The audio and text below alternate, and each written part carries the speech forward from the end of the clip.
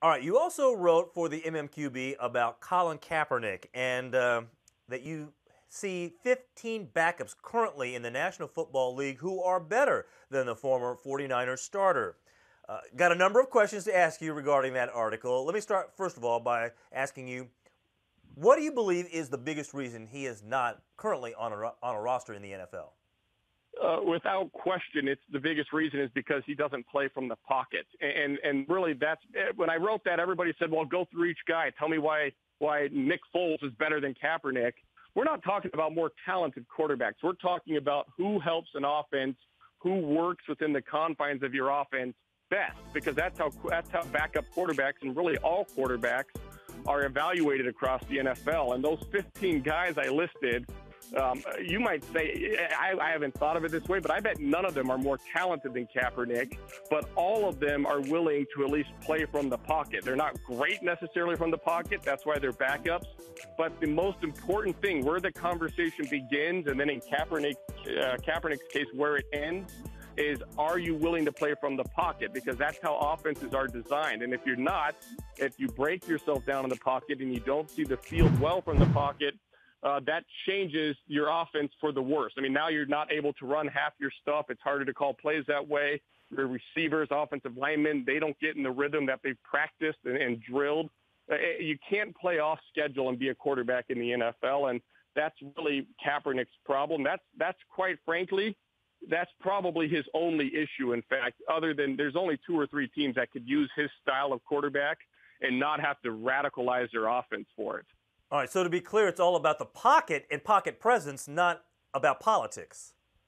Oh, the politics is way, way, way down on the list. I mean, it's the only time I have sensed that maybe it factored in, and it's not about his politics, by the way. It's about the distraction that his politics inherently brings. It's all the news channels that want to interview him. It's all the ancillary discussions and chatter that kind of infiltrates your locker room just enough to be a distraction.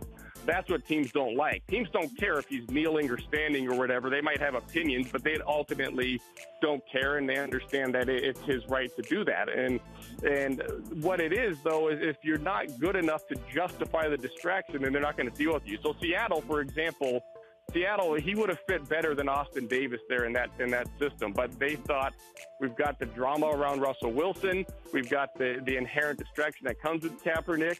Kaepernick's not that much better than Austin Davis that it justifies all the trouble we'd have to go to if we had him. And that's how it's going with all these teams. It's the same thing that happened with Tim Tebow a few years ago.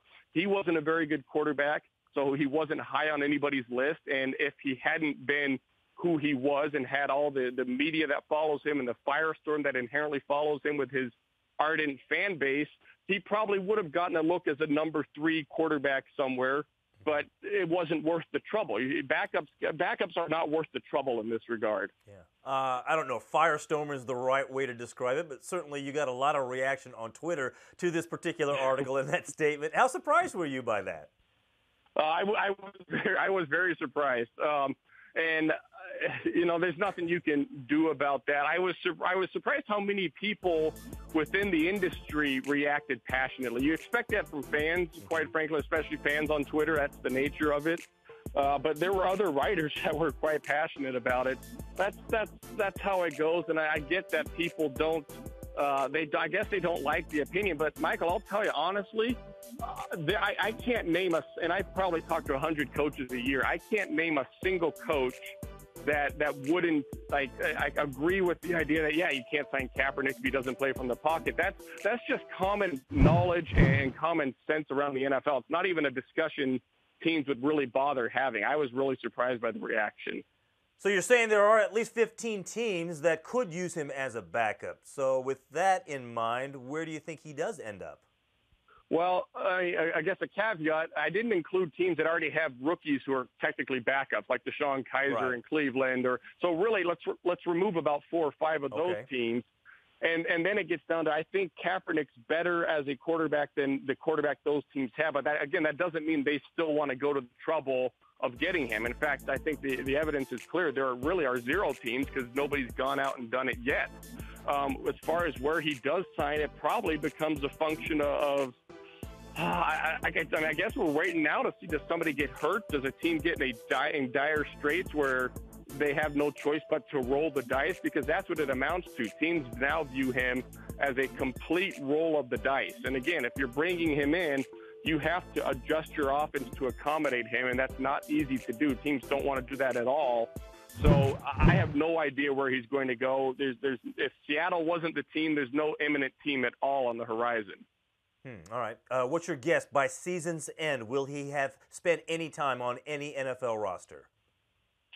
My guess would be no. And the same with Robert Griffin, by the way. And again, I can't emphasize enough how much it comes back to pocket passing. Michael, I wrote back in March last year, I didn't think he'd be in the NFL at this time of year. I didn't think he'd certainly not be a starting quarterback. So this is surprising to nobody within the league, but I can understand why it's surprising to fans who have watched Kaepernick over the years. Gotcha. All right, Andy, good stuff there. Hey, it's always a good thing, right? There's no such thing as bad publicity, they say. And the fact that you got some people interested in things that you're writing about, that's good on you.